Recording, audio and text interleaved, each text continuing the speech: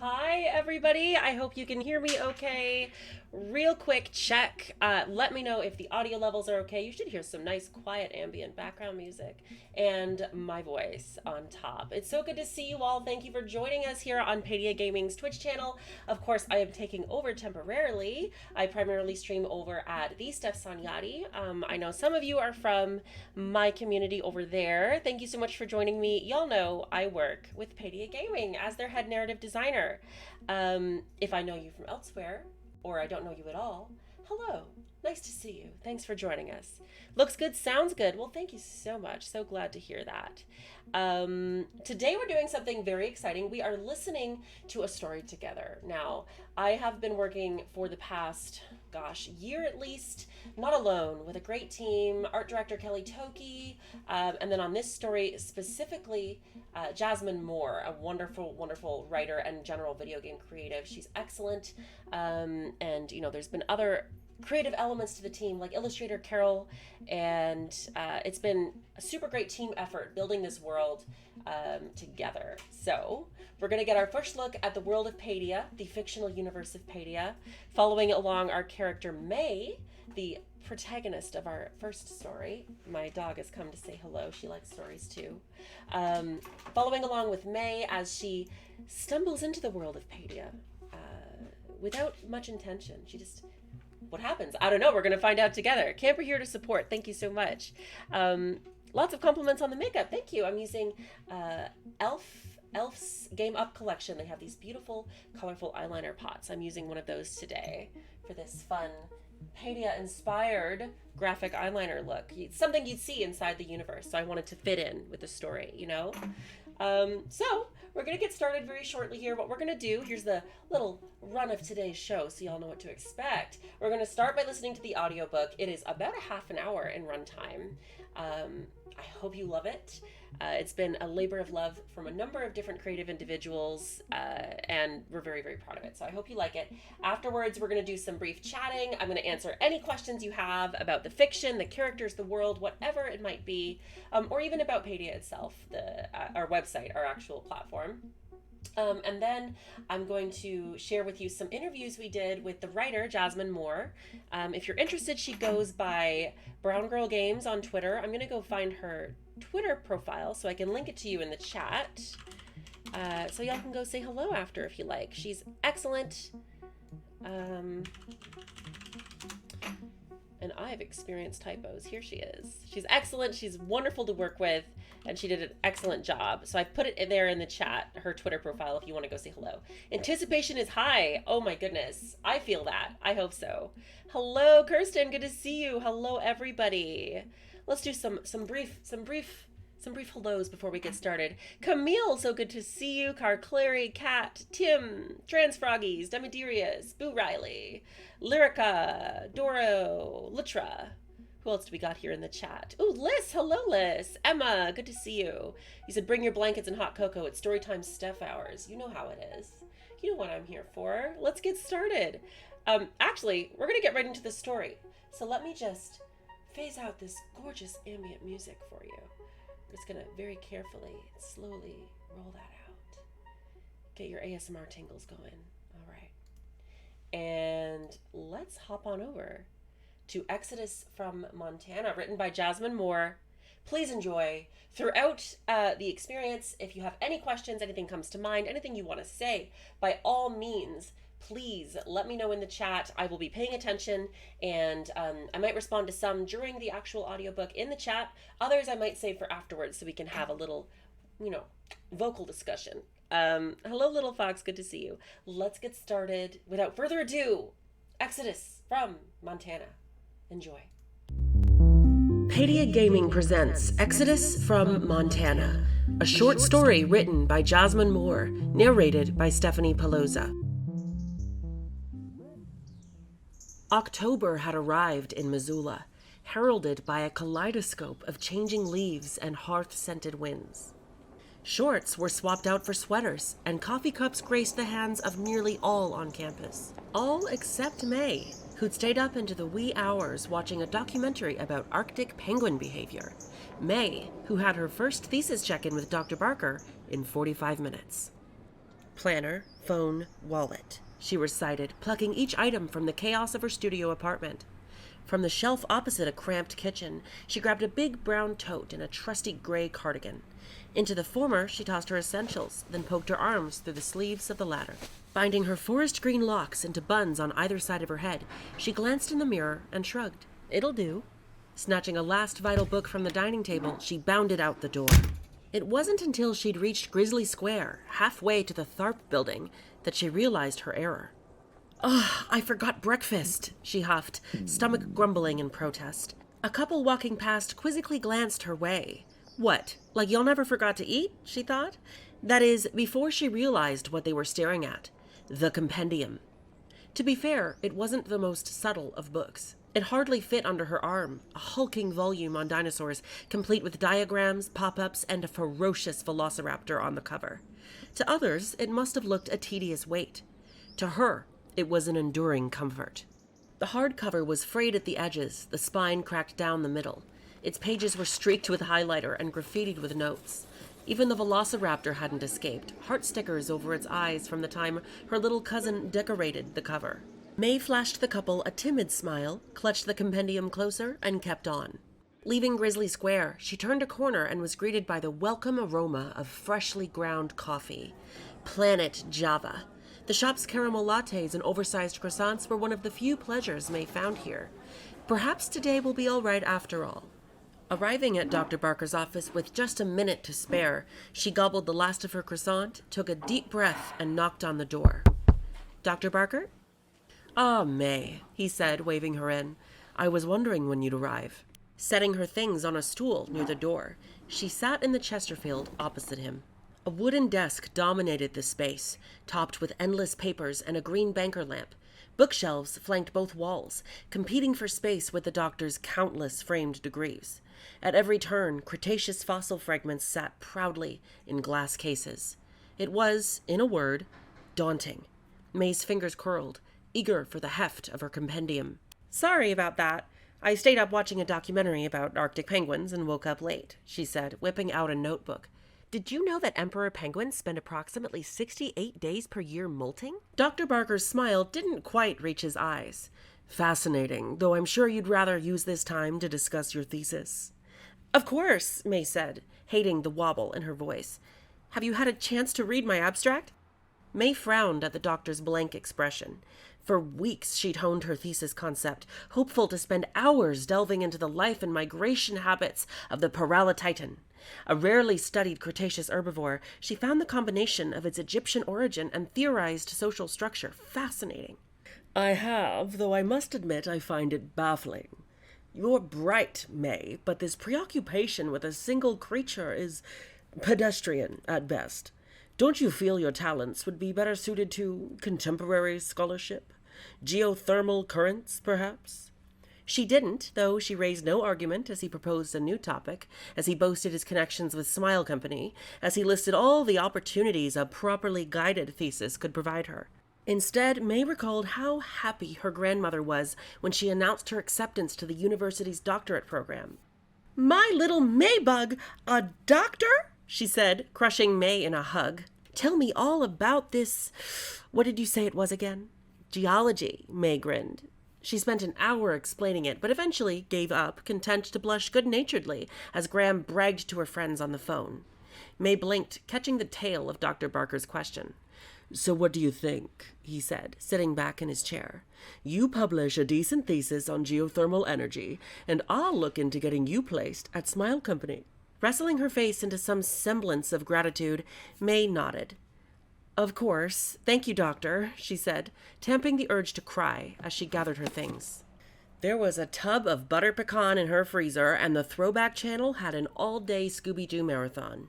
She'd call her Graham, tell her she was getting a job at that place on TV. Scooping up the compendium, she ignored the doctor's remark about carrying that old thing everywhere. May hurried out the door and down the geosciences hallway, a single thought rattling her brain. Just gotta make it home. Maybe it was the lack of sleep. Maybe it was the crappy meeting with Dr. Barker. Either way, she hardly realized that she tripped on her own untied bootlace. What she did notice, snapping out of her increasingly morose mood, were two distinct things. First, that her knee hadn't registered impact with anything. Not concrete, not wood, and certainly not the Tharp building's stale carpet. And second, that she was in the middle of absolutely nowhere. Looking down, May was baffled by what she saw. Her hands were splayed out to catch her fall, her compendium a few feet away, but they lay on a plane of endless black. Not black as in room with the lights off. This was true darkness, the void observed on starless nights. May screamed, scooting away. Where was the ground, the trees, the sky, anything that constituted reality? Seemingly everything around her was nothing but darkness. As she got to her feet, a light sprung up in the distance. It was faint, a dead pixel on a black screen, but there all the same. Counter to every movie she'd ever seen, May took panicky breaths and walked toward it. Her compendium, which originally seemed just out of reach, was far ahead of her. May blinked once, then twice, brain clawing for some sort of explanation. I must have hit my head, she muttered, taking stock. Her clothes were the same, and she had all of her possessions with her. Yeah, that's it. Did that explain the void yawning in all directions, or the pale green glow that kicked up as she drew closer to the light? Nope. But any other explanation was too grim to contemplate, so she kept walking. She hardly took 20 steps before the light was almost blinding. At this distance, it burned like a miniature sun, its surface ever shifting. To her surprise, around her, May could make out stars, except they weren't. The ones closest to her were floating orbs with a singular glowing eye and iridescent wings. Butterflies, if Silicon Valley got a hold of them. The orbs hovered high above her, swimming listlessly through the darkness. Weird, she mused, tempted to see if she could jump up and touch one. But the fact remained she was likely in some concussion-induced dream, and lingering meant brain damage. She bent down and grabbed the compendium, which was thankfully within reach again. As she bent to pick it up, one of the bizarre metal butterflies leapt up from under it. It seemed different from the others. For starters, its wings beat with purpose. Tiny metal arms twitched to life in a little shrug, its legs kicking a little jig. The knot butterfly blinked at her, flapping blue iridescent wings. Most of all, its eyes glowed a bright, friendly green. At a loss for any other word to describe it, she settled on cute, reminded of the egg-shaped digital pets she had as a kid. Then it spoke. "Oh, my circuits! Thank you," it said, twirling in excited little circles. Suddenly, it stopped, realization dawning. Wait a minute. Bipedal?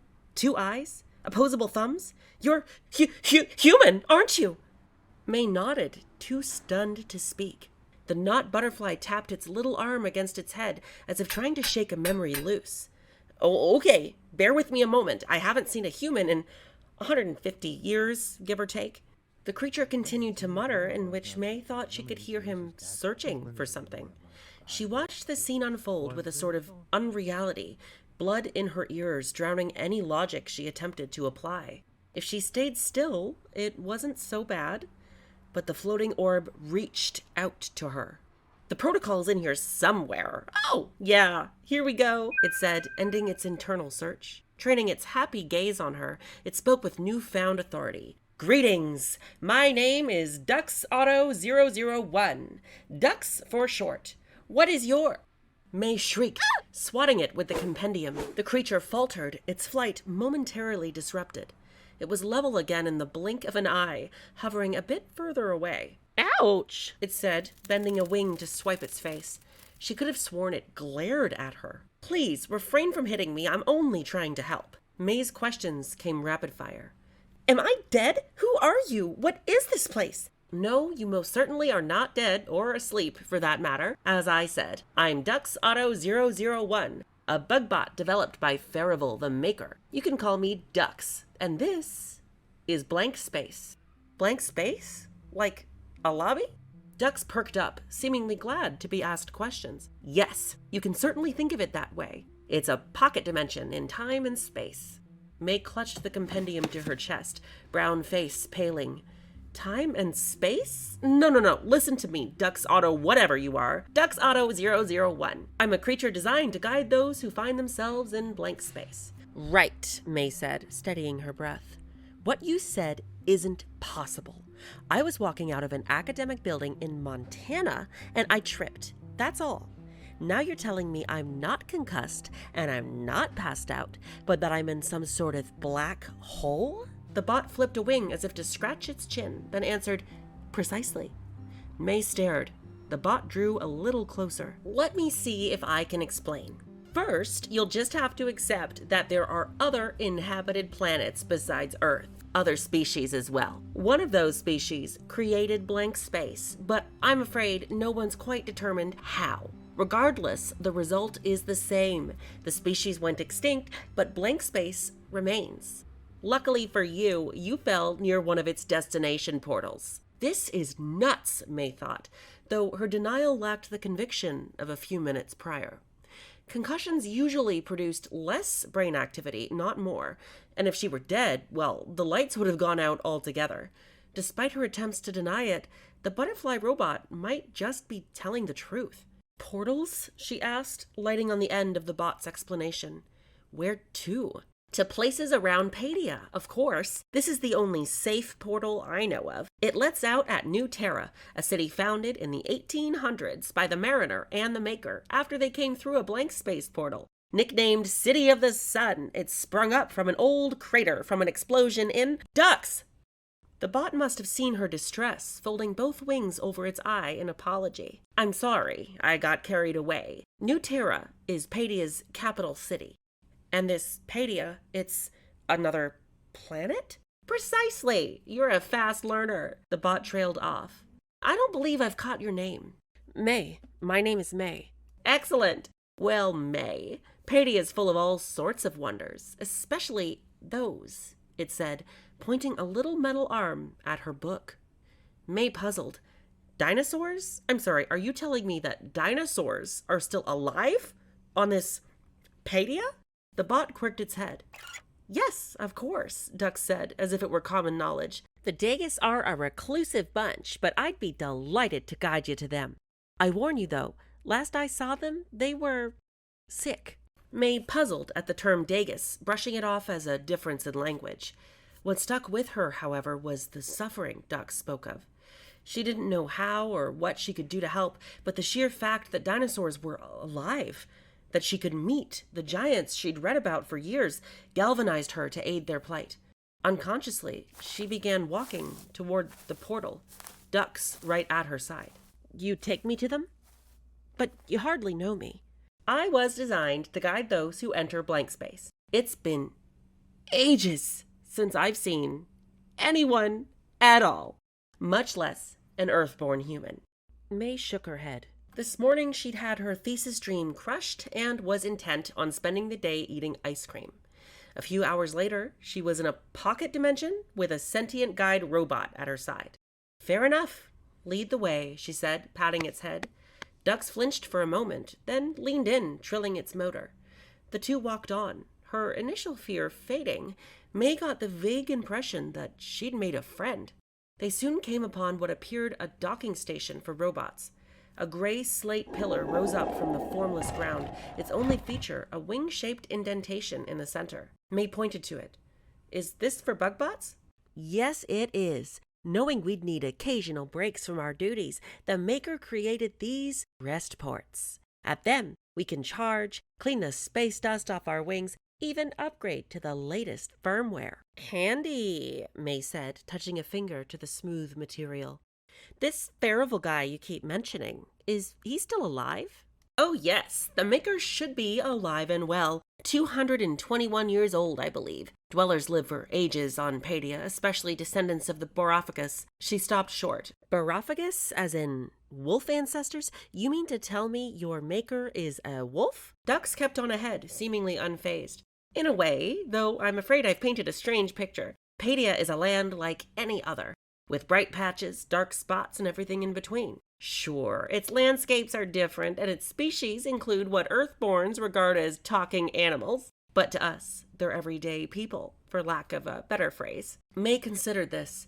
She too was everyday people, though Montana frequently made her think otherwise. Unsure whether it was the field she studied, the compendium she carried, or her locks, she was keenly aware that her presence was a spectacle in some spaces. I won't do that to them, she thought, resolving to calmly acquaint herself with whatever Paidia had to offer.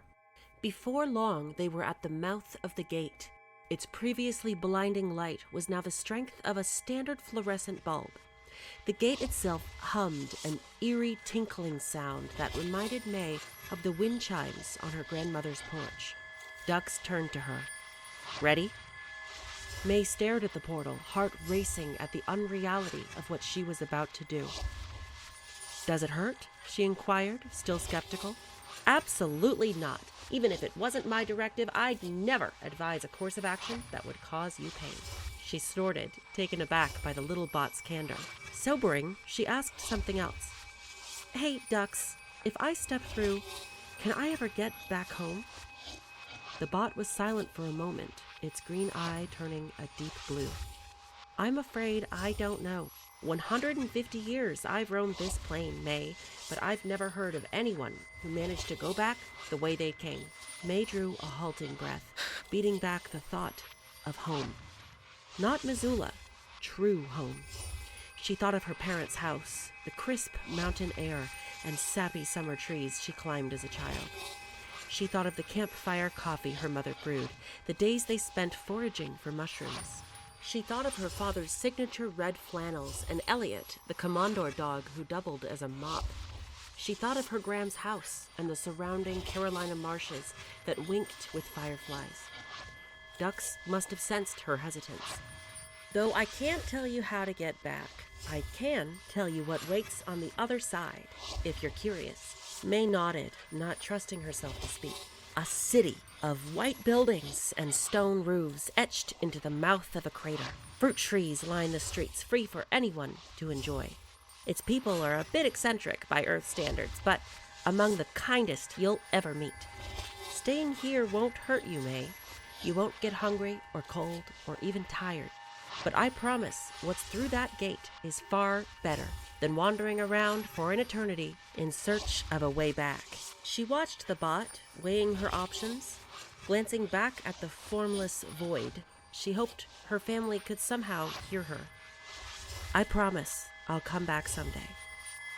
Without another word, May turned around and stepped through.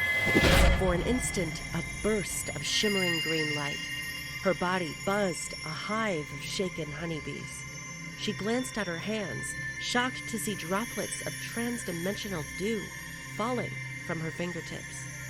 Her feet hovered gently above the ground, steps like a jaunty skip across a grassy green field. In a word, it was mesmerizing, though the journey only lasted the span of a breath. As soon as they'd entered, they were on the other side, greeted by an elegant stone staircase. May held out a hand to steady herself, feet fumbling as they came back in contact with solid ground. This way, said Ducks, flitting towards the stairs. I have no idea where we are, but this is most likely the way out. A trip to the bottom and through a decorated hallway revealed the lushest garden May had ever seen. Towering trees resembling oaks were crisscrossed with vines and bursts of tropical flora. Closer to the ground were bushes and shorter trees bearing fruit she could not identify. Fencing the garden on all sides was a pale marble 4-story building overlooking the courtyard. At the building's apex sat a glass dome of 1,000 colors, scattering rainbows across everything below. The effect was spellbinding, a storybook land come to life. May observed all of this in quick succession, amazed by the people who roamed this place. Humans of all hues, sizes, and ages, chattering in languages she could almost make out. Prosthetics and mobility aids wove seamlessly into capes and wide-cut pants embroidered in gem tones. Some wore simple canvas jackets, some cozy dresses, others still in vivid ensembles that bordered on costume. What truly floored her were what ducks called the dwellers, towering bipedal creatures resembling wolves. Their fur came in all colors: auburn-dappled ivory, mottled gray, sleek black and red. Their attire a refined version of the elven costumes May saw at comic conventions. The wildest part? No one around them batted an eye. One of the dwellers caught her gaze and grinned, gold eyes glittering under afternoon light. May smiled back. "Hey there! Welcome to New Terra," chimed a friendly voice. In her awe with the dwellers, she hadn't noticed the person who'd wheeled up to them. "You must be our newest Earth arrival." They sat in a chair with wheels rimmed in solar panels and some sort of glowing material. On their head was a hat with a shifting text panel, its characters switching until they lit on words she understood. Arrival guide. "I guess I am. And you are?" "Castle, a guide to all newcomers from blank space. I've got to ask you a few questions before I set you up with a room. You will be staying with us until you're settled, right?" May looked again to her bot companion, who nodded. "I'd advise it," said Dux. "You're new, and I haven't been here in over a century." With no better ideas, she answered Castle. "Yep." The guide took out a roll of what appeared to be glowing parchment. "Great, glad to have you. On to business. Did you encounter any other living things in blank space?" "Huh?" Dux stepped in. "They mean, did you come across any other humans, extraterrestrials, or hostile creatures?" May shook her head clear, refusing to entertain the thought. "No?" "Good. Did you take any non-Paidian food or drink with you here today? If so, it'll need to be confiscated and burned immediately, lest it becomes unstable antimatter." She frowned, glad she'd finished her croissant. "No?" "Lovely. Last one. Did you experience any rubberized bones or unnatural flexibility upon stepping through the blank space arrival portal?" She whipped around to Dux. "You told me it wasn't dangerous." "No, May, I told you it didn't hurt. The risk of experiencing dimensional travel sickness is extremely low for a first-timer. That's more of a serial hopper issue." Castle spoke up. "I'll take that as a no. May of Earth, you're all set." Wheeling ahead, Castle led the way through the crowd. Dux hovered at May's shoulder, almost as awestruck as she was. "So that's what they did with that block of stratostone," he said, pointing to what appeared to be an arbitrary column. "I was there when they first mined it, you know." May nodded occasionally, amused as he went on about this little detail or that. New Terra had changed dramatically since the bot's last visit. She was glad to not be the only newcomer. Catching up with Castle, the three crowded into a windowed elevator, its doors shutting with a distinctive shunk. New Terra erupted on all sides as they ascended, a tapestry of stone and wood linked by a web of vivid canvas awnings. May reached a hand out to the glass. The city from this height resembled the candy bowl at her Graham's house. Chocolate, vanilla, and rainbow taffy. "Here we are," Castle said, the elevator dinging to a stop on the 4th floor. They rolled out, beckoning May and Dux with slight impatience. "Come on, you two. No time to waste. I want to make sure you're settled before my tour groups arrive in 15. May glanced down the open-air corridor. Rooms lined the wall to her left, their doors framed by all manners of exotic plants. Wooden chairs with plush cushions dotted the space to her right. A continuous glass half-wall lined the balcony overhang, decorated at intervals by cascading greenery. The whole place had the air of an eco-resort, groups of friends chatting over mugs of tea. Watching them, she didn't anticipate the pang of loneliness that lanced her heart. How long had it been since someone, anyone, asked the girl with the dinosaur book to hang with them? "Ages," she lamented, cringing at the thought of her last failed attempt, a geology department mixer where she spent half the night nursing a rum and coke. Dux cut her ruminations short, perching on her shoulder like they hadn't met just an hour ago. May cheered, smiling as it gave her a little wave. "At least the bot thinks I'm cool." Castle stopped at door number 415. Fishing in their pocket, they handed her a holographic room key. "There you are, the key to your own little kingdom," they said, rattling off instructions in full tour guide mode. "You've got your own bedroom and vapor tub, plus a mini kitchen for whipping up snacks when you're peckish. The full calf is down the hall to the right. Just swipe your room card at the till and you're good to go." Whipping around in a stylish circle, Castle headed back towards the elevators. May looked at Dux in panic, who shrugged. Chasing after them, she called out, "Wait, Castle, you haven't told me anything about anything. What am I supposed to do here?" The guide turned, a reassuring smile on their olive face. "Live, May. Just take a deep breath and live. Welcome to Paidia."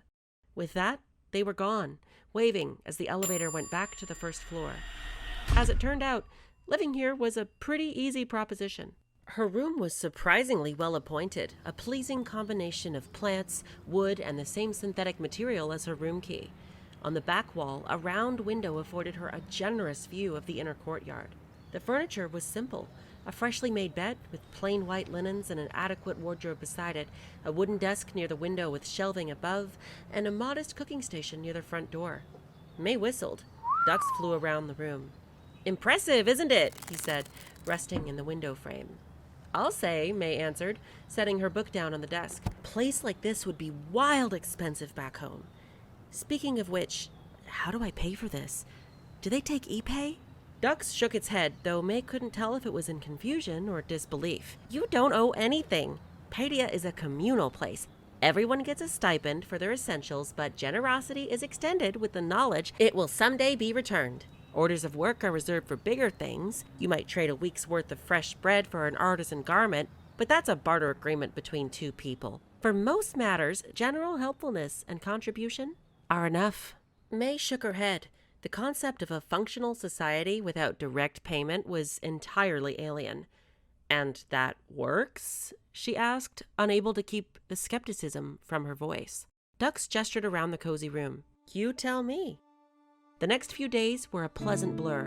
May made fast friends with the neighbors on either side of her room. On her left was Veldry, a tall, wiry blonde with a wispy beard and hair worthy of a shampoo commercial. In the midst of painting his toes one morning, he offered to paint her hands.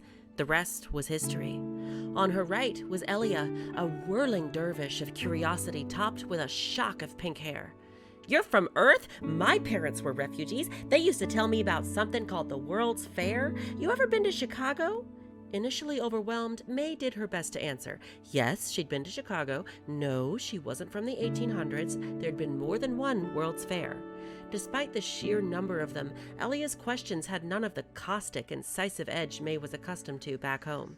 Venturing onto the balcony one lazy afternoon, May found Elia basking in the sun. "Hey, El," said May, toying with the sprocket Elia left on the table.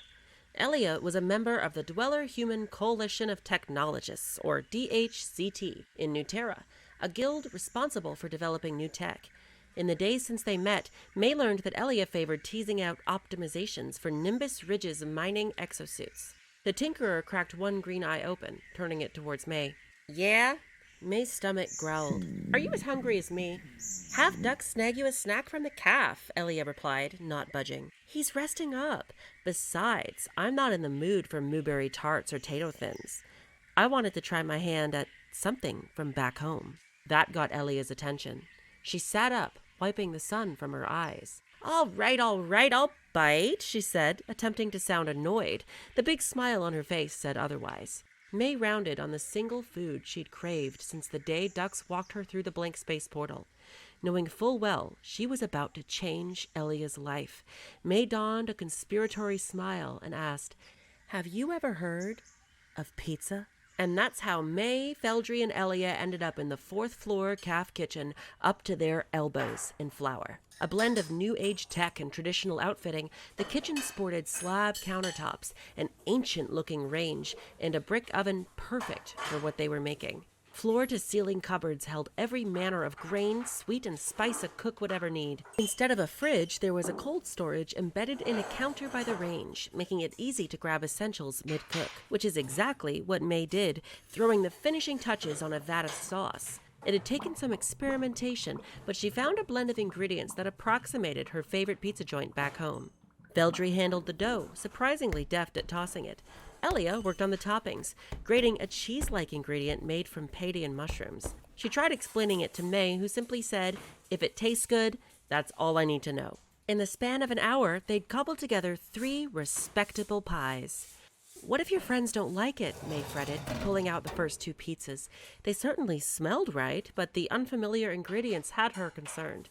Veldry clapped a reassuring hand on her shoulder. "More for us, then. Besides, this bunch is always up for free food."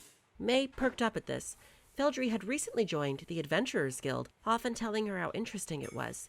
"It's about so much more than fighting. You learn to forage, cloud sail, even how to climb."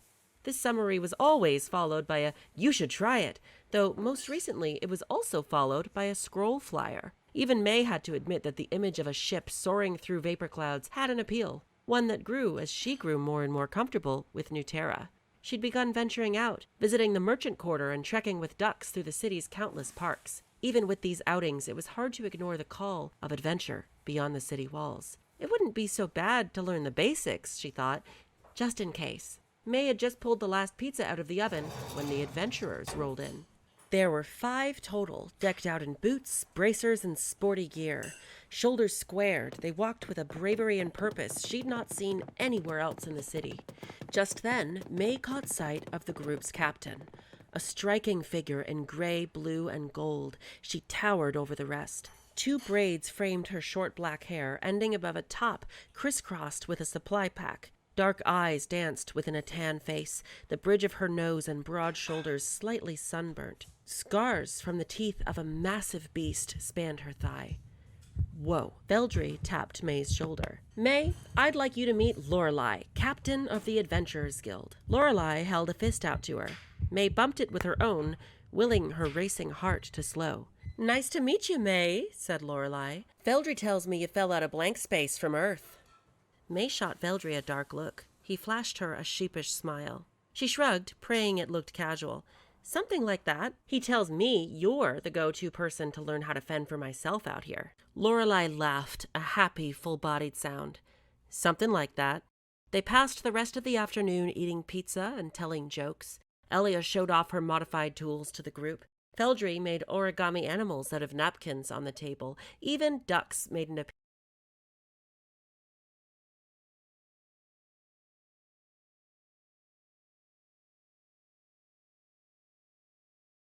She wouldn't see Montana hills again or smell snow on the wind in November. But there was light here, wonder and care she never thought possible. And friends. Patting the Adventurers Guild flyer in her pocket, May took a bite of pizza, sat back in her seat, and made up her mind. Can't hurt to check it out.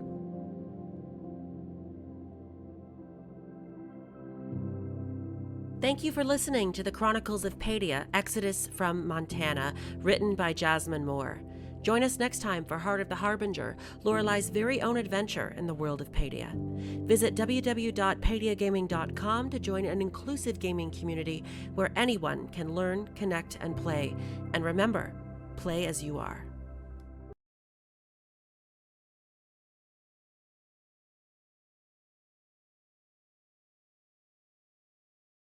Hello, everybody. Thank you for listening. So good to see you again. Those pesky ducks. Wait, ducks? Do you mean ducks? Like Ducks Auto 001? He's a bit pesky. He can be pesky. Thank you, Camille, for the congratulations to myself and Jasmine Moore. Yes, one more time I want to shout out Jasmine Moore, who wrote this story. I did not have a hand in writing this story beyond the narrative material. So as I've said before, I built the world and I sort of formed some of the original, well, May and Ducks Auto I formed. But Jasmine even introduced her own characters like Castle, Elia, and Veldry, who are now part of the Paidia canon. So that's really exciting. She did an incredible job. We're so excited to stay in touch with her. She's got some new stuff going on with PlayStation in the UK. So congrats to her. And thank you, Jasmine, if you watch this, for writing such a great story for us. And for May. Nth Verse, you said you only caught the last bit, but amazing. Listen, I'm really happy with it as well. It was nice to sit down and listen to it in full. Because, you know, throughout the process, it's been like, okay, let's listen to this chunk and like figure it out. But it was great. I'm very happy with it. I hope you enjoyed. Make sure you check out paidiagaming.com. We are not finished yet, though. We have interviews with Jasmine Moore, so you're going to get to hear more about her writing process and how she feels about the world of Paidia, about May, other elements of this. Feels like you're playing a cool, weird version of D&D. Oh, like when you're building narrative. Absolutely. Oh my goodness. And it's so fun to collaborate on it too. Absolutely. I am so excited. This is just the beginning of the fiction of Paidia. So we've got 3 more stories that are already written, audiobooks in development. So we're going to continue doing these listening parties for the new stories. So as you might have heard at the end of this previous one, Lorelei's story is next. It's called Heart of the Harbinger. It's a bit different in tone. It's an adventure. There's some darkness to it. and the stories get a little bit darker as they progress, as the world gets a little bit more known to you as a reader and to the characters as well. So it's quite exciting. The writers that have worked with us have done a great job, of course, starting with Jasmine Moore. So we're going to hop into an interview with Jasmine Moore. Then we're going to do a little chat in between. So if y'all have any questions at all about Paidia, whether that's the platform itself, what we have to offer on site, or the fiction. So, for example, if you want to know what a dweller is, if you want to know about this Farival the Maker, you want to know more about Lorelei, whatever it might be, or the Dagus, ask me questions. Ask any questions at all about the fiction in the chat. Even if it's not something that came up, say you want to know, like, if there's TV, if whatever, literally anything at all, ask the questions while we listen to Jasmine's interview, and then I'll pop back in shortly to answer some of those questions with you. Yes, Lucy Ann, that's a great point. What I'd like to do next time is to have subtitles built in. That's a very good thing to flag. Thank you for letting me know. Let's pop into the interview with Jasmine, and let me know, folks, if you have any questions at all about the fiction. In the meantime, please enjoy.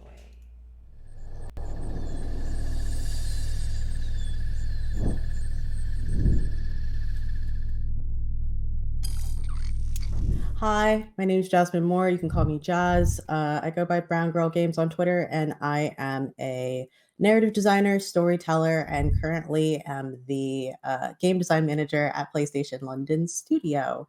I've been in the industry for about 6 years now. I've worked in all sorts of different roles. I worked as the narrative designer and writer on Elite Dangerous Odyssey. I've worked at Jagex, kind of managing player support for their partners program.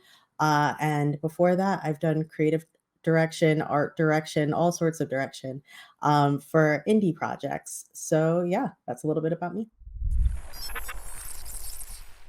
It's kind of interesting because I think over the last year or so, like probably like most people, given the pandemic and lockdowns and everything that's going on, it's been very much about trying to figure out what your identity is, just in general, but also as like a creative. And I think being a multi hyphenate is kind of a strength in many ways, but it's also kind of difficult because sometimes you don't know exactly how to describe yourself to folks. In terms of where I would put this in my body of work, I mean, it's right up there with my favorite projects. And I don't say that because, we're doing this interview now, but genuinely because it's something that I'm drawn to both as like a universe concept. It's something that I would pick up a comic and read about, or, listen to a podcast if there's a fictional podcast about it, that kind of thing. I would engage with it as a fan on a normal level. So to be able to be part of that and to be one of the writers and one of the creators that gets to contribute to that is extremely exciting. You want stories to be universally applicable to like any sort of audience, right? Because you never know who's going to pick up the first issue of like Paidia's new series and kind of go, oh, I'm curious about this world, and start to really get into it. And so you're very conscious of the fact that you don't want to alienate anyone, but like everything about Paidia is all about inclusion and kind of equality and equity in the gaming space. And it's a space that traditionally has not always been as equitable as it could be, and not as welcoming and open door as it could be for, folks who don't necessarily always fit the norm.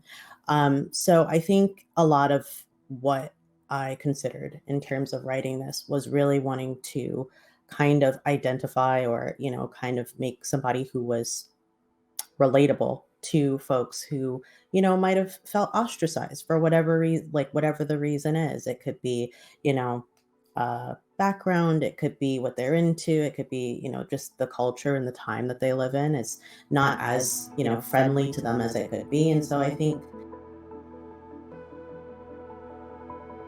like queer folks such as myself and people of color such as myself. So yeah.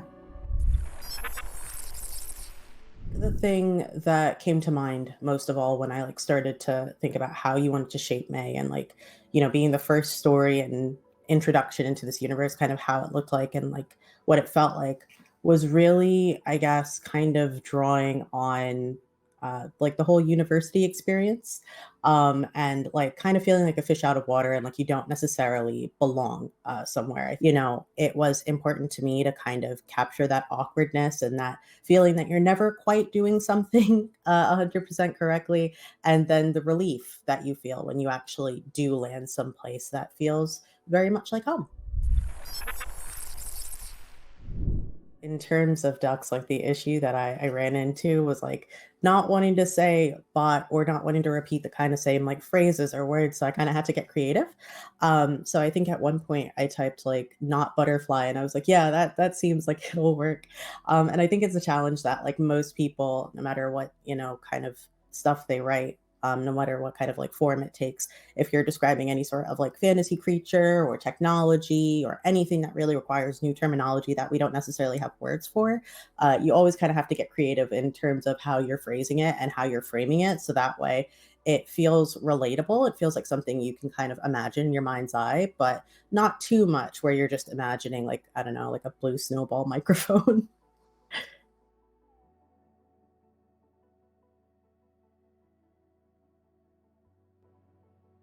Hello, hello, hello. We're back. So we got one more little section of interview with Jasmine Moore where she answers more questions about the writing process. But I wanted to answer some questions about the story that y'all have asked. So Kat here in the chat asked, I heard there were people from many worlds. Are there people without our body plan, head, arms, legs, bilateral symmetry? So as far as other worlds go, there's not. There are two. Ducks let May know that there are other inhabited planets in the universe, right? Which is a like an infinite expansion of the universe. However, the Paidia fiction exclusively focuses on the planet of Paidia and the planet of Earth and the sort of intertwined fates that these planets have that started way back when this other species from Paidia created blank space. And, you know, what happened then? There's a big mystery around that in the world that I have the answers to, but I don't necessarily want to provide right now because it's really important stuff for later in the narrative. But I will say, the original denizens of Paidia, the fourth story in the series centers around one of them, a very important individual in their culture, and what happened to them, and you know what blank space is, and all of that sort of alien mystery, that science fiction grit is really big with them. They are not all humanoid in shape, so yes, I guess in short form, there are creatures and other species without our body plan, but the precursors, this is what the species is called that lived on Paidia, have an interesting culture, not too much unlike our own. And this is because they're meant to be a little bit of a critique on humanity,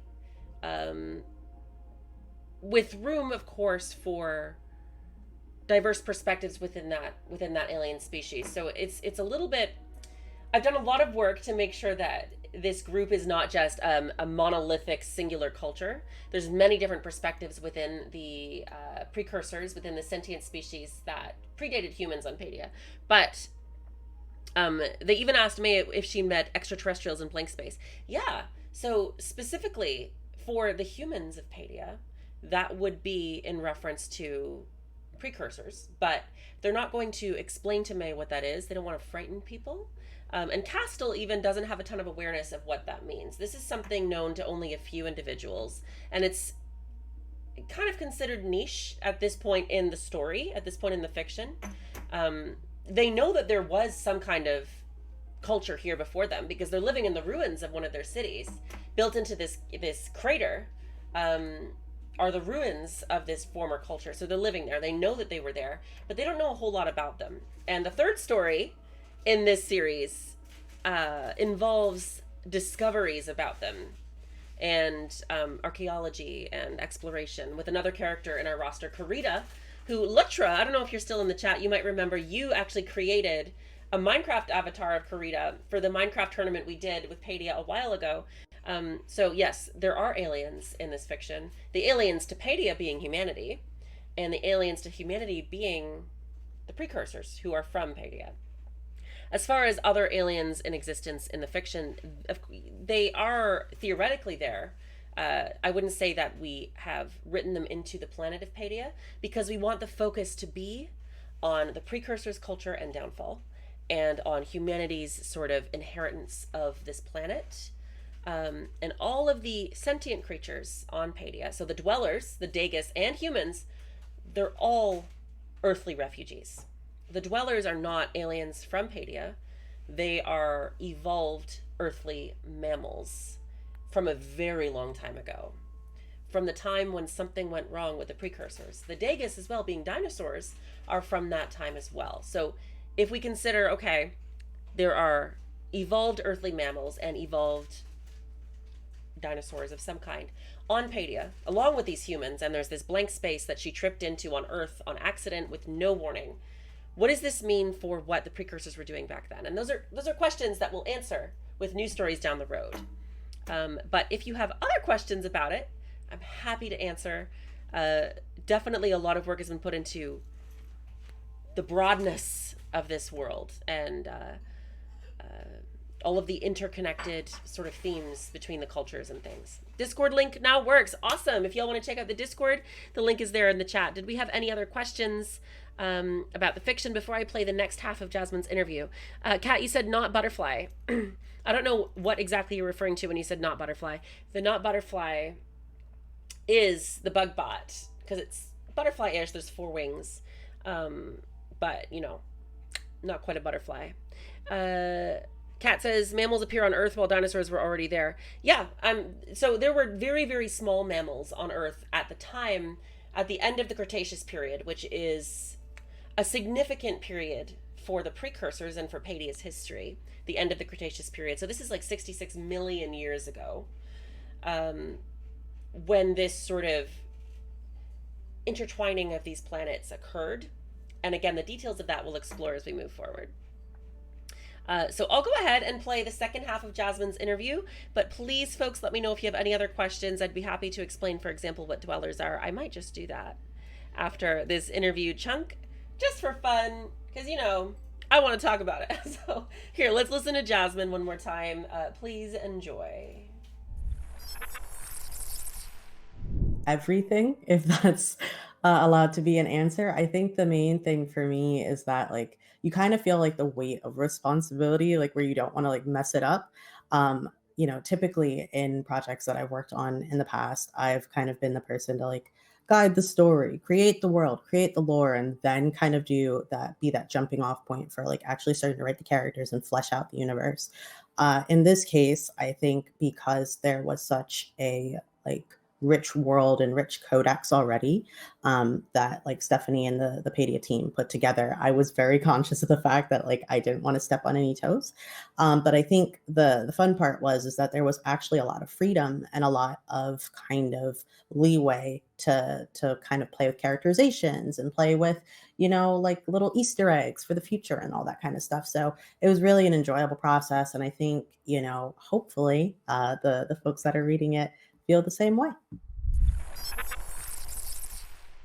I think my approach to story writing and narrative design in general is trying to not over crowd a story with characters or events or lore so much, but trying to add things that feel believable, right? So for instance, in the case of Castle, they just kind of felt like someone that popped up, in that you're kind of coming into this new universe. You have no idea what's going on. You're on this journey with May just as much as she is with Dux and everyone else. So, to have someone kind of pop up as a tour guide, and kind of have that over exuberant personality and, be able to kind of tell them and tell her specifically kind of how to move, and the fact that she's able to kind of be freer in this universe was definitely something that, yeah, it just kind of felt natural in the course of writing.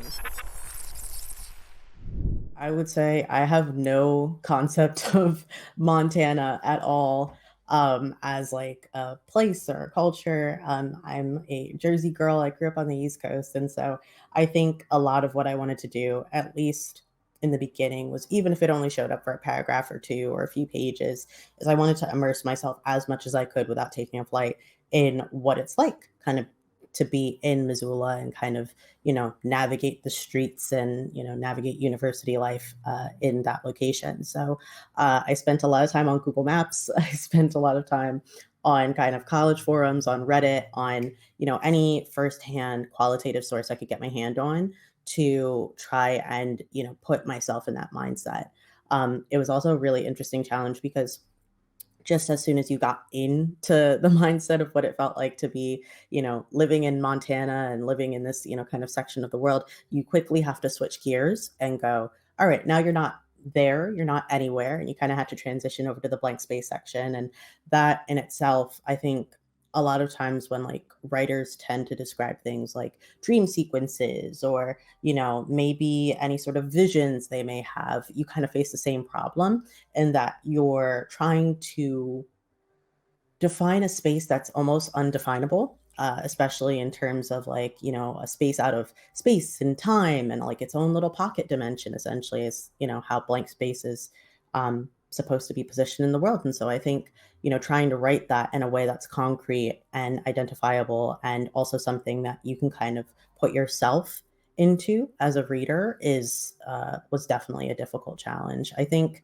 as soon as you kind of emerged on the other side on the, into Paidia and like into the rich, lush world that is, yeah, all that kind of hardship and challenge went away because you got to play around with, foliage and, different species and different architecture and all that kind of stuff. And again, yeah, Stephanie and the team made it really easy once you kind of, uh, were writing to get to the destination, you arrived in the destination to actually, envision it in real life. Montana research was definitely part of it. I did also some research into kind of the lore that like was provided in terms of the codex, but I also tried to find like a real world variant if possible. So for instance, like the foliage that was described, I tried to kind of look up reference images on my own and like draw from that. For Castle in particular, in terms of talking about like mobility devices, I looked at a lot of mobility devices and kind of wheelchairs and, what we have currently and kind of, try to extrapolate that a little bit in terms of like what you could do in the future. Same thing with their cap that was like a translator. I kind of took inspiration from Cyberpunk 2077 of all things, and that I in that game they kind of handle different languages with like the UI, like kind of shifting the subtitles to like reflect both the original sentiment in the original language and then the translated version for whatever localized, kind of client you're using. And I think that stood out to me as like something really cool. So I ended up incorporating that little detail. But yeah, it's just little things here and there that I kind of wanted to like pull in as real world details as much as I could to try and ground, what is essentially a very, very cool sci-fi fantastical story. Thanks so much for having me. I've had a lovely time. I've been Jazz again. If you want to find me on social media, you can find me on Twitter at Brown Girl Games. That is Brown, BRWN. And thanks for watching. Bye. Awesome. Jasmine, if you're watching, thank you so much for sitting down with me and doing that interview. Um, so much insight actually into her process as we chatted, stuff that I had no clue about. But it was just a lot of fun collaborating with her on this story and with all the other writers too that y'all will get to experience moving forward. Now, we have some questions to answer. So y'all continue if you have any further questions to ask them in the chat, and I will get to you. I wanted to talk about the dwellers real quick because earlier there was questions about the dwellers, and I'll say there isn't as much emphasis on them in the first four stories. They are a very interesting group of characters. So earlier I briefly mentioned they are descendants. They're evolved earthly mammals from towards the end of the Cretaceous period. So I did some research when I started writing this world, because we wanted some kind of interesting anthropomorphic group of characters. I did some research when we started writing this world on sort of what time period we were going to pull from, first of all. And I decided on the end of the Cretaceous for general symbolism and theme reasons across the whole narrative. But, you know, um, I looked at what sort of earthly mammals we had on Earth during that time period, and we sort of extrapolated from there, also using references that just made them look visually interesting. So the primary visual reference for the dwellers is a maned wolf, an earthly maned wolf. If you look them up, you'll see they are extremely lanky in the legs, and they're sort of a cross between a hyena and a wolf in the face. They're very interesting and very beautiful creatures. They've got beautiful, vibrant fur colors. So they were the primary sort of visual inspo, and that came from our art director, Kelly Toki, who chose a lot of the visual references. But from the get-go, we knew we kind of wanted that werewolf sort of anthro look. However, we wanted to make it narratively very distinct from, say, a werewolf or other sort of like giant foxes Emma mentions, a little bit, but they're definitely not foxes in terms of lineage. We did sort of link them back to a Cretaceous descendant of the wolf, which is super distant, but we wanted to make sure there was some sort of scientific back to that, so it felt like sci-fi, because this is a sci-fi world primarily. There is fantasy, primarily sci-fi. As I was saying, because I lose my train of thought so much when I talk about this world because I get so excited. Right, we wanted to differentiate them from a typical sort of werewolf creature, so they are extremely technologically inclined. They evolved to avoid certain hazards of the world and to befriend others. So they live in a section of the world called Timo Thicket. It is a very dense and hazardous forest region nearby New Terra. And when the humans first started arriving in the 1800s, or at least the first humans started surviving in the 1800s, they taught them how to create technology that would not harm the environment. Because if we think about what was happening in the 1800s on Earth, that's the Industrial Revolution. A lot of very hazardous sorts of technologies were being developed. And the dwellers were not really too keen on that because they're a little bit anxious in disposition generally. So they showed the humans how to develop green technologies, which is really the background for the solar punk element of New Terra's civilization. And across all of Paidia in the fiction, the solar punk element is present in all the technology. There was no culture, aside from the precursors, that harmed the environment very much. And that was very intentional to create an ideal, for what we want to see, which is ecological healing. It is, preserving our world, right? And so the humanity in Paidia, the cultures of humanity on Paidia, and the dwellers certainly embody that sort of ideal. So that's kind of background on the dwellers. Let's chat about other questions. So let's see. We got more questions. Transfroggies asks, even though no one has come back from Paidia to Earth, yep, they don't go back, at least that we know of, is there communication between Paidia and Earth? And do you think there's a possibility of Earth knowing of Paidia's presence? So, Earth is unaware of Paidia. However, there are many unexplainable events on Earth that, in the fiction, in this universe, we are tying to Paidia. So say the Bermuda Triangle, for example. There's so much myth around that, and you absolutely in real life can believe whatever you like, okay? But in the fiction, how we're explaining sort of events like that is that these are places where the connection to blank space and Paidia is stronger. And as I said, maybe I can give you a little bit of this information. Paidia is connected to Earth through blank space very distinctly. And I've mentioned that the precursors damaged their environment. There was a need to leave Paidia 66 million years ago and to come to another inhabitable world. And Earth happened to be the world that they identified for that purpose. But something went wrong, and we will discover what in future stories. But that connection remained despite the precursors seemingly being wiped out. Now, that is a one-way door. the precursors were planning on coming to Earth and not going back, right? So Earth is not aware of Paidia. Paidia is certainly aware of Earth. And, the dwellers, as I mentioned, are earthly refugees. If you trace them back, the Dagus are as well, and so are the humans. So we've got three sorts of groups that have come one way and can't go back. As for, do you think it's a possibility of communication from Paidia to Earth? So there is a group on Paidia called the Returners, and this is a faction within the New Terran government and within the population of people that really fervently insist the only way forward is to go back to Earth. They are very much at odds with other groups within New Terra, so there's a little bit of unrest culturally there that's creating conflict sort of within this ideal society, right?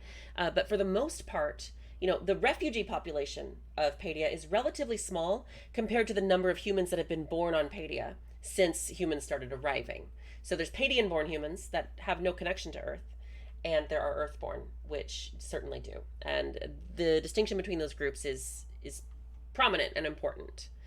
Another question. Does the translator that Castle wears know monosyllabic grunts? Oh my goodness. It should. It should. So you don't traumatize your mail carrier. Oh my gosh. I love that. I love that. Yeah, that was Jasmine's idea. As she mentioned, she kind of brought that inspiration from Cyberpunk. I haven't actually played Cyberpunk 2077. She mentioned it was interesting because Solarpunk and Cyberpunk are basically polar opposites. But I thought that was an interesting technology that she kind of pulled that inspo forward with. And it certainly helps explain, right, how humanity from all over Earth can manage to find ways to communicate in Paidia. I'll say as well, preserving earthly culture, right, is a degree, it's present in the story, right? The returners, for example, being very, very, very, it's very high on their priority list is preserving their culture that they've come from. But of course, other groups say they will want to bring their cuisine, they'll want to bring their music, their entertainment, their traditions. And we wanted to make sure there was room for that. And language is such an important aspect. So having that translator device, I think, was a great way of making that happen. And that was Jasmine bringing that idea forward. So I thought that was great. Does May have a chosen one destiny, or is it like a right place, right time situation? May is not a chosen one. There is no fate. I've mentioned the fates of two planets intertwined. That's more of a narrative element, but there is no literal fantasy fate guiding May or putting May in this path. It really is wrong place, wrong time, or right place, right time, depending on how you view it. May feels quite comfortable in Paidia, so perhaps it's the right place, right time. But these pockets, these little black holes that transport people to blank space and then to Paidia, they exist sometimes for moments. In other places, they're much stronger. They stay open, or they open regularly. But May's was a freak accident. It was one of those blank space gates that pops open and then closes, and it never comes back. And that happens to, the idea is people can go missing on Earth and they're never found. And of course, there is a reality to that situation. And I'm not saying this applies to every single one of those cases in real life, but the idea is that is May's story. Is she's just vanished. And that is a dark side to this story is, what is her grandmother going to think, right? And there is that desire for her to go home, but she's trying to accept that she can't. And that sort of element, that story for her, will continue to evolve as we grow the fiction, as we continue to write stories and explore these characters. But in summary, Emma, no, May is not a chosen one. There is no destiny in store for her. She is an incredible human in an incredible world, and we're going to see what her adventure holds. Kind of like what whales were before they were whales. Oh, this is in reference to like evolution of animals, like from Cretaceous to present day. Yeah, sort of. A little bit different for the dwellers in that we wanted them to be recognizable as sort of anthropomorphic, earthly creatures. But I'll say there are creatures on Paidia that have evolved so drastically you would not recognize their earthly origins. And then, of course, there are also creatures on Paidia that are native and sort of original to Paidia as a planet that have evolved over time as well. And there is an element to Paidia's story, the planet of Paidia, where evolution is a little bit freakish and a little bit supercharged. And that is a detail that we will explore in another story in the future.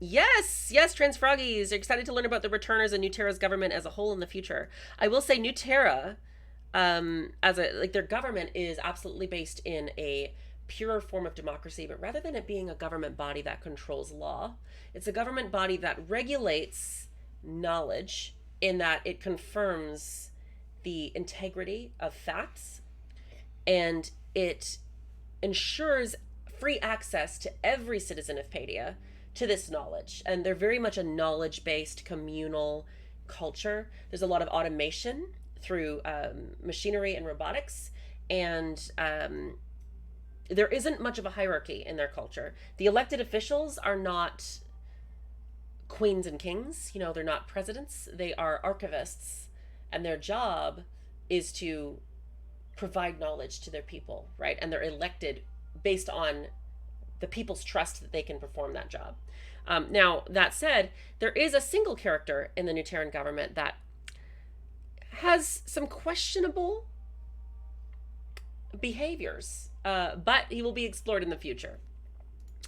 DB Cooper in Paidia. Honestly, you could say so. You could say so. If you wanted to say DB Cooper jumped out of that plane and he ended up in Paidia, listen, I don't know what the copyright is around real historical figures like that, but it's those sorts of events where it's like, what happened? That I love the idea of saying, well, they landed in blank space or they landed in Paidia.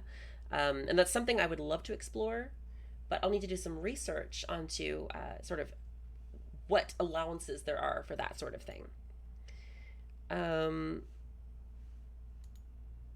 Little annihilation kind of thing. Oh, with the evolution. It's been a very long time since I've watched that film. I can't say I recall the exact evolution element with annihilation. From my memory, I don't think so. Paidia's evolution sort of story involves unique planetary elements and I don't want to reveal too much. Unique planetary elements that have been sort of unleashed that maybe were meant to be contained at a certain part of the planet. So we'll see. I don't know if that's like Annihilation. I haven't watched that since I was a teenager, I don't think. Anyways, you love it already. Thank you, Transfroggies. Is there video games in Paidia? Sleepless. Is there video? Oh my gosh, I just realized your name. Sleepless. That's so wonderful. Congratulations on your name. Is there video games in Paidia? I want to say yes. With Paidian culture, of course, there is technology. It was important to me early on in narrative development, and I'll say I started the development of this world around the time that the COVID-19 pandemic began, and it was important to me looking around at what was happening in the world, you know, seeing, for example, a reduction in human activity and technology and production and industry, bringing nature back in places like, for example, the canals in Venice, mind-blowing. And I wanted to imagine a humanity where that level of dependence on technology wasn't so present. Now, that said, video games are not the same as, say, mass industrial production. Video games are an art form. So yes, there are video games in Paidia, whether or not those are consoles or computers. You know, I like to imagine there's something a little bit more analog or a little bit more immersive, sort of in the vein of VR. But this is stuff that has yet to be deeply fleshed out. However, if you were just, you know, trying to be jokey, be like, is there video games? I want to play video games. Yes, you can play video games in Paidia. Yes. Elvis isn't dead. He was brought into Paidia. See, you got it, Kat. You've got it down. You got it. Will there be Paidia audiobooks going on sale in the future? I don't know about on sale. I know we want to provide them in other places. The exact location of where they will be living for you to access has yet to be solidified and confirmed. So that's something that I can certainly let you know about in the future through my Discord and my social media, but Paidia as well. You can keep an eye on Paidia's social media and Discord, and that information will be available when it is available. But thank you for asking. That's definitely something we want. Lutra clarifies something about Annihilation. The book talked. Oh, right, it was a book first. Listen, that movie came out at a strange time in my life, so I didn't get the full picture, or that it was a book first. In Annihilation, the evolution thing was the DNA of things being mixed and evolving into weird hybrids. I see. I see.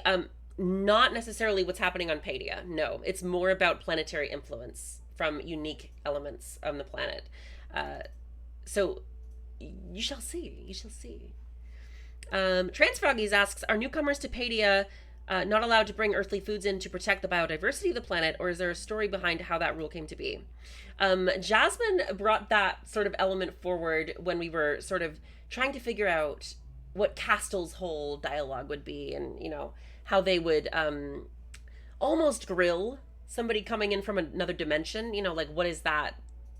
What does that entail? It certainly wouldn't be a welcome, you're good to go, right? So the antimatter thing was not, it's not super fleshed out in terms of a backstory to it, although you've inspired me. I've got 1,000 ideas in my head already. But the idea would be they can't bring too much, anything degradable, right? Food. You could even say, like, living creatures, right? That brings humans into question. But it's very much a caution thing because they don't fully understand blank space. So that is definitely a huge fixture with humanity on Paidia. They don't understand blank space. They don't know how it was made. They don't really know how it works. I mean, they've got quite advanced technology and sciences, but these are things to help them survive on the planet. They're not exactly doing excursions into blank space. It's not the safest place to be. Think of a little bit like the Upside Down in Stranger Things, but without the, mirror image of, say, Hawkins, right? It's just a blank space. Sort of how Eleven would see it in her head. You're not going to be sending people into there. You don't really know what's going to happen. So that's why they developed the bug bots. So Farival, who's a dweller, developed the bug bots with humanity in order to help the human population sustain itself, and to rescue people that were lost in there, because people would get lost and they wouldn't be found, and there would be refugees coming through that got separated in there, and the people they got lost with would never come through. So they developed the bug bot program to save people, and Dux Auto 001 was the prototype. He was sent in first. He never came back out. And then they improved on the design and they sent in a whole fleet. And that's what all of the other bug bots were in blank space, sort of doing. But Dux, being a prototype model that never found his way out originally, he got a little bit mixed up. He got a little bit scared. And he ended up kind of just wandering for a very long time. And it wasn't until May fell on him that he actually found a human and got to talk to one. The other bug bots that were more efficient kept on beating him to it, right? But Dux reuniting with Farival, and who hasn't received a software update in 150 years, and who Farival assumed just fell apart in blank space, that is going to be an interesting character interaction to explore. And definitely one, because Farival might have ideas about, this robot needs to be updated. It's inefficient, right? But Dux might have a little bit of a sentience going on. So he might not be so keen on an update, on a software update. Right. So are the portals like backrooms? Oh my goodness. Listen, Emma, I don't know much about backrooms. My partner just yelled in the back. He talks about backrooms once in a while. I don't know much about it, but maybe they're like backrooms. I don't know enough about backrooms to say, but the idea is you fall in and there's only one way out, and it's into Paidia. And that's if you know the way out, which is why the bug bots are there to guide you. There might be an element that's similar. That's an interesting question. You totally introduce D&D to Paidia. They definitely should have their own thing with that. Consider it canon that there is a form of D&D in Paidia.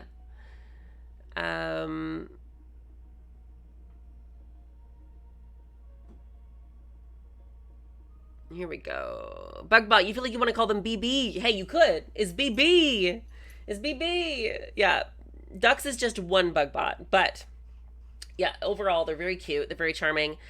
Super adorable. You can actually, if you look at Paidia, when you do an Instagram story and you go to put like a GIF or a sticker in your post, you can look up Paidia, and there's 3 different Bugbot stickers you can put on your story, and they're super cute. So I'd like encourage you to use them.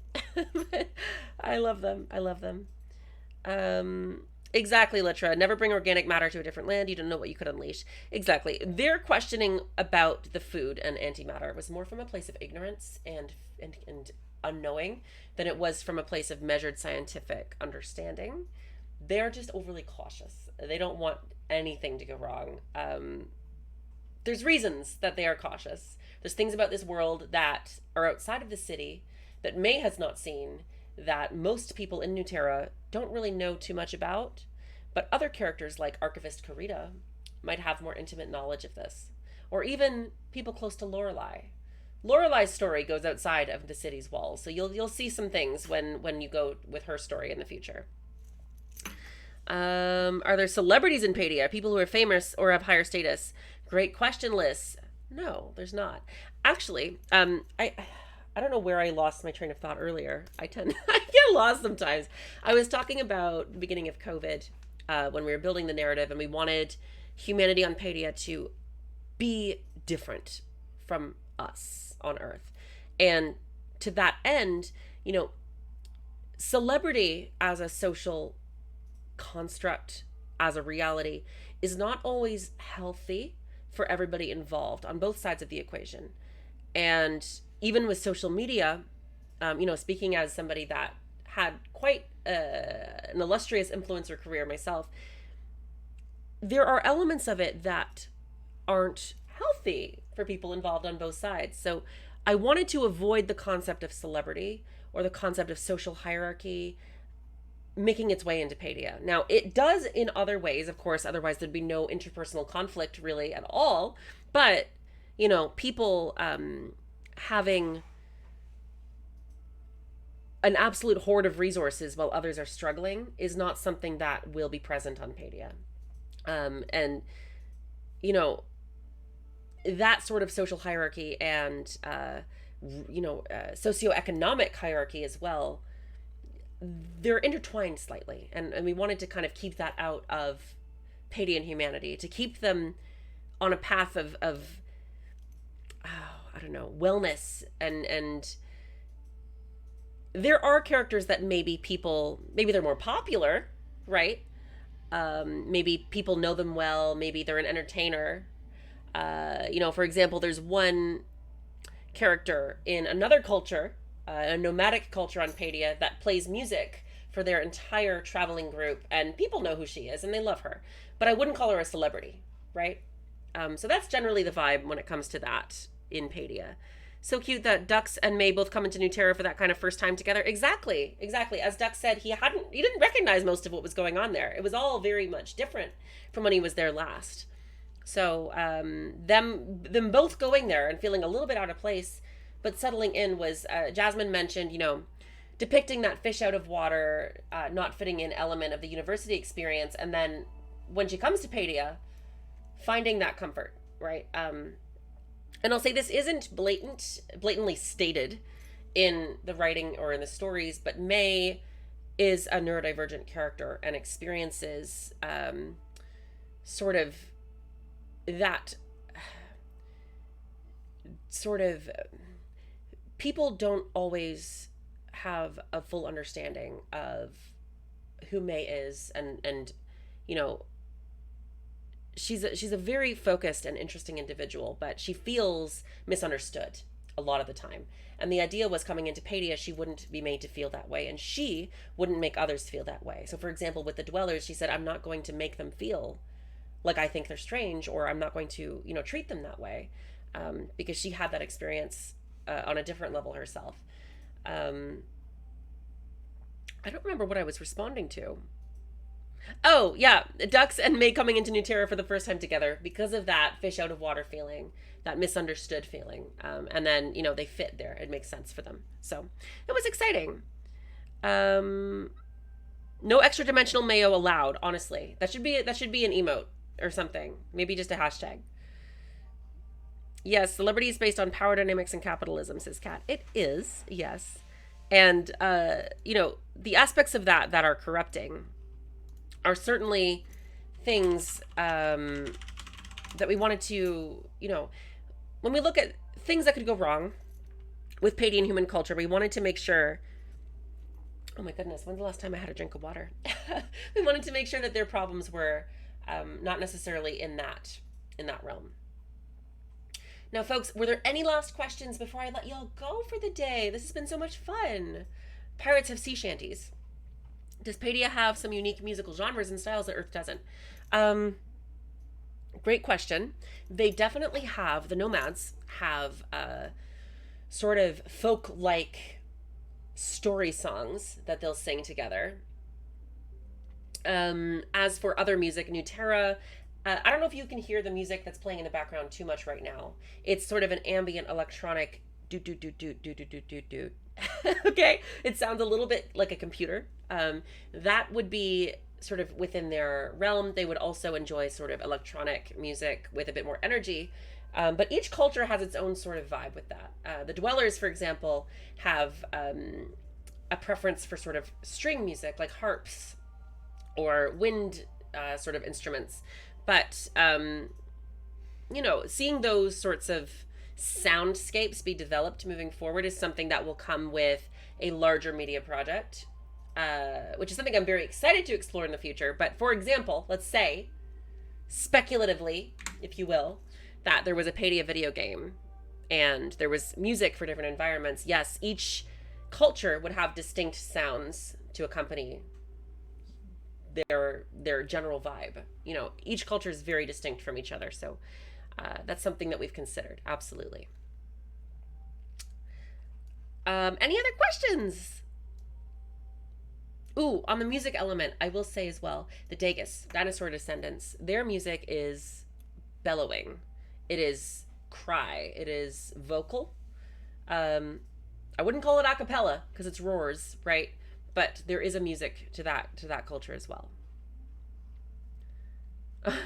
Pseudo says, quietly telling myself there's an isolated culture somewhere that's developed very corny boy bands. If there's a boy band, it would have been in Nutera. That's something I will keep in mind. Nutera is the closest to Earth's culture, so I will bear this in mind. I will.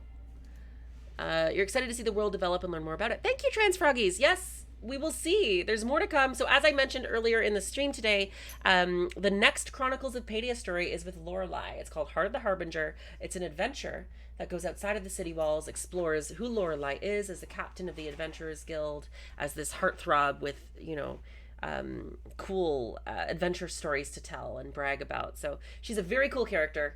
I hope you like her. If you're interested in seeing her ahead of time, she's actually on Paidia Gaming's Twitter right now on the tournaments pictures to show what tournaments are running this week. Lorelei is a combatant. She's a competitor. She's depicted on those images as well. So if you want to know what she looks like, just to get a little teaser, you can check that out. That said, folks, thank you so very much for joining us today. This has been so much fun. Thank you for making it extra special for me as well to share the beginnings of this narrative story. I really look forward to the next one. Please, anytime you have questions about Paidia lore, you can actually reach out, just if it comes to mind for you, you're curious, whatever. Or you see a character say in a post that we make, anything like that. You can always tag Paidia, ask for more information, or you can tag me in as well, because I have so much information to share. Ask me questions, I will answer. This was fun. I'll see y'all another time soon. Please enjoy. Check out paidiagaming.com for amazing tournament functionality. Run tournaments with your friends or join our existing tournaments. You can also join our social board, chat about whatever it is you're interested in. And you can join our Discord as well to keep up with things right there in the chat. Linked right there. Thank you, everyone. Have a wonderful evening. See you again very soon. And remember, you can play as you are on Paidia. See you soon. Mwah.